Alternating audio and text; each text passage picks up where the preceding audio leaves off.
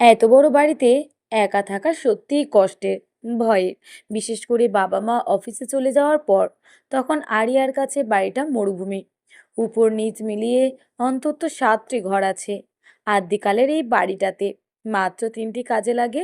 একটিতে বাবা মা, একটিতে আরিয়া নিজে, তৃতীয়টিতে অর্থব্য প্যারালাইজ ঠাকুমা থাকেন। বাদ বাকি রংচটা ঘরগুলো বন্ধ। আরিয়া ঠাকুমার কাছে খুব একটা যায় না, তার ভয় করে। শীর্ণ শরীরে ঠাকুমাকে দুপুরবেলা সাদা কাপড়ে কেমন ভূতের মতো লাগে, কখনো কখনো মরা মানুষের মতো। ঘোমটা দিয়ে থাকলে দূর থেকে একেবারে অবিকল পেতনি, তখন ভয়টা আরো বেশি করে। ঠাকুমার শরীরের বাম দিকে অসাড় হলেও মুখ বেশ সচল। মাঝে মাঝে আপন মনে গান করেন, অধিকাংশই রবীন্দ্রসঙ্গীত। অল্প বয়সে নাকি শিখেছিলেন। কখনো কখনো আবার একা একা হাসেন, নিজেকে নিজে গল্প শোনান। কি গল্প শোনান আরিয়া জানে না। তবে ঠাকুমা কিন্তু কাউকে ডিস্টার্ব করেন না। মা বাবা কেউ প্রায় ঠাকুমার কাছে যায় না। কেন যায় না জানে না আরিয়া। তবে দুপুরে একজন আর বিকালের দিকে একজন করে আয়া এসে ঠাকুমার পরিচর্যা করে। তারা সব যন্ত্রের মতো। আসে, নির্দিষ্ট কাজ করে, আবার ফিরে যায়। ওদের মুখে যেন ফেভিকল লাগানো, যেন কথা বলতে কষ্ট হয়। ঠাকুমা অবশ্য ওতেই খুশি। তাকে কোনোদিন অখুশি দেখেনি আরিয়া। মার্চের মাঝামাঝি আরিয়ার বোর্ড এক্সাম শেষ হয়ে গেল। এখন যতদিন রেজাল্ট না বেরোবে ততদিন স্কুল নেই। বাড়িতেই থাকতে হবে আরিয়াকে। এতদিন তবু পড়াশোনার ব্যস্ততা ছিল। সূর্যের মুখ দেখার সময় ছিল না, নাওয়া খাওয়ার সময় ছিল না। বোর্ড শেষ হতেই আরিয়ার হাতে এখন একদম কাজ নেই।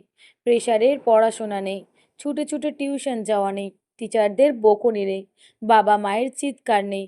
পরীক্ষা শেষ হবার আগেই আরিয়া ভেবে রেখেছিল এক্সাম শেষ হলে আচ্ছা করে ঘুমোবে, ভালো মন্দ খাবে, বন্ধু বান্ধবীদের সঙ্গে ঘুরতে যাবে, শপিং যাবে। পরীক্ষার পর 15 দিন যেতে না যেতেই আরিয়ার এনার্জি খতম। গরমে মোটেই বাইরে বেরোতে ইচ্ছে করে না এখন। দুপুর তো নয়, বাইরে যেন আগুনের হলকা, মরা পোড়ানোর ইলেকট্রিক চুল্লি। ফলে বাধ্য হয়ে তাকে বাড়িতেই থাকতে হচ্ছে। এক কথায় থাকতে বাধ্য হচ্ছে। আর এই বাড়িতে থাকাই হয়েছে তার বিপদ। ভয়ের, ভয়টা ঠাকুমাকে। যে কোনো সময় বুড়ি মরতে পারে, হার্ট অ্যাটাক হতে পারে, স্ট্রোক হতে পারে। আগে দুবার হয়েছে, ডাক্তার বলেছেন এবার আর রক্ষে নেই। ফলে আরিয়া ভয় থাকে। কাজের মাসি একজন থাকেন বটে, কিন্তু তিনি কানে শোনেন কম, কথা বলেন কম। ম্যাক্সিমাম সময় সুগারের কারণে ঝিমিয়ে থাকেন। মাঝে মাঝে মেঝেতেই টান টান হয়ে শুয়ে পড়েন, তারপর নাক ডাকেন। পরিত্রাহী চিৎকার না করলে ওনার ঘুম ভাঙে না। এর মধ্যে যদি ঠাকুমাটা মরে যায়, এ কথা ভাবলেই আরিয়ার আরও ভয় করে। হাত পা শুকিয়ে আসে। গত 2 দিন আবার মাসি আসে না। তার কোনো এক দূর সম্পর্কে আত্মীয়র বিবাহ। সেখানে তিনি বংশের মুখ রক্ষা করার জন্য গেছেন। তিনি না গেলে নাকি বিয়ে হবে না, বিয়ে পচে যাবে। বাবা মায়ের ফিরতে প্রতিদিনই প্রায় রাত 8টা, সাড়ে 8টা বাজে। সন্ধ্যের এই সময়টুকু আরিয়া আরো বেশি ভয় করে। যদি ঠাকুমার হার্ট অ্যাটাক হয়, স্ট্রোক হয়, মরে যায়, তখন আরিয়া একা একা কি করবে? এই সমস্ত ভাবলে আরিয়ার ভয় করে। ফাঁকা বাড়িটা যেন গিলে খেতে আসে তাকে। একদিকে ঠাকুমার সাদা কাপড়ে ঢেকে পড়ে থাকা, অন্যদিকে বাড়ির গভীর নির্জনতা তার ভিতরে একটা অদ্ভুত চাপা আতঙ্কের জন্ম দেয়। বাবা মা এলে এই ভয়ের কথা যে বলবে তারও উপায় নেই। তারা তার কোনো কথাই শুনতে চায় না। ওনারা শুধু বারবার বলে ঠাকুমাকে ভয় পাওয়ার কোনো কারণ নেই, ব্যাস দায়িত্ব শেষ। অথচ তার যে সত্যি সত্যি ভয় করে, এ কথা তারা কিছুতেই বুঝতে চায় না। হয়তো বা বুঝলেও এড়িয়ে যায়। আজ একটা ভালো খবর শোনা গেল। অফিস যাওয়ার আগে মা বললেন ঠাকুমাকে আপাতত হোমে রাখা হবে। অসুস্থ মানুষকে কেউ রাখতে চান না, সেই জন্য এতদিন দেরি হচ্ছিল। তবে উত্তর হাসিয়ার একটি হোম রাজি হয়েছে, আর 2 দিন পরেই নিয়ে যাবে। আরিয়া খবরটা শুনে খুশি হলো। যাক বাবা, বাঁচা গেছে। এখন অন্তত আর ভয় থাকতে হবে না। রবিবার উত্তরা হাসিয়া থেকে লোকগুলো ঠাকুমাকে নিতে এলো। আর তখনই আরিয়া দৌড়ে ঠাকুমার ঘরে গেল। গিয়ে হেসে বলল, তোমাকে ওরা নিতে এসেছে, রেডি হও। আরিয়ার কথা শুনে ঠাকুমা এক গাল হাসলেন। হেসে বললেন, মাঝে মাঝে আমায় দেখে আসিস কিন্তু। আরিয়া খুশি হয়ে মাথা দুলিয়ে সম্মতি জানালো। তারপর নাচতে নাচতে রওনা হলো তার ঘরের দিকে। ঘরের দরজায় কাছাকাছি গিয়ে আরিয়া হঠাৎ দেখলো একটা বেজি তার দিকে কেমন কটমট করে তাকিয়ে আছে। পুরনো বাড়ি বলে এই প্রাণীগুলো প্রায়ই ঘরের মধ্যে ঢুকে আসে। এদের দেখলে আরিয়া অত্যন্ত ভয় পায়, আর তখনই সে ছুটে পালায় ঠাকুমার ঘরে। আজও আরিয়া ঠাকুমার ঘরে ছুটে এলো, হাঁপাতে হাঁপাতে বলল, বেজিটা আবার এসেছে ঠাকুমা।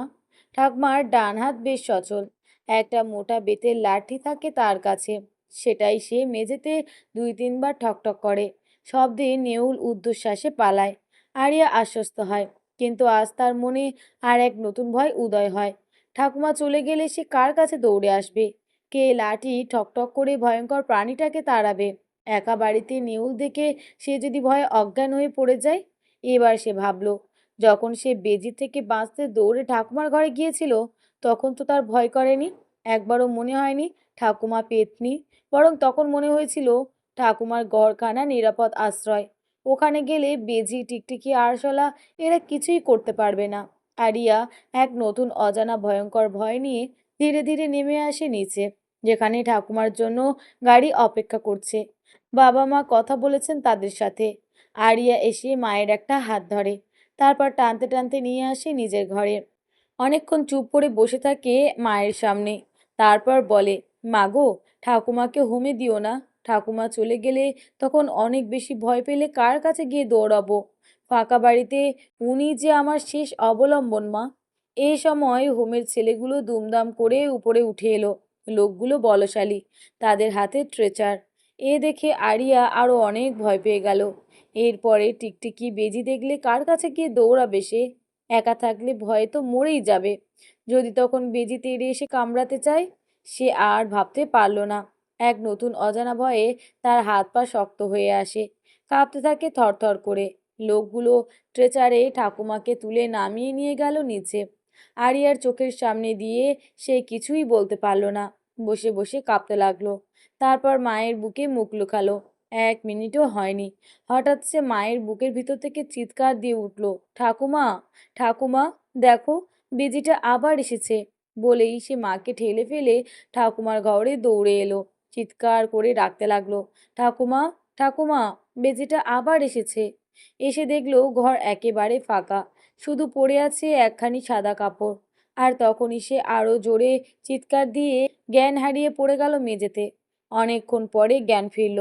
আরিয়া দেখলো তার পাশে আগের মতোই বসে আছে তার ঠাকুমা, হাতে লাঠি। সেটা ঠুকে ঠুকে সে বলছে, এই বেজি যা, আমার মানিক তোকে দেখলে ভয় পায়, যা। এখন আরিয়ার আর ভয় করছে না। ঠাকুমার স্পর্শ তাকে যেন করে তুলেছে সাহসী।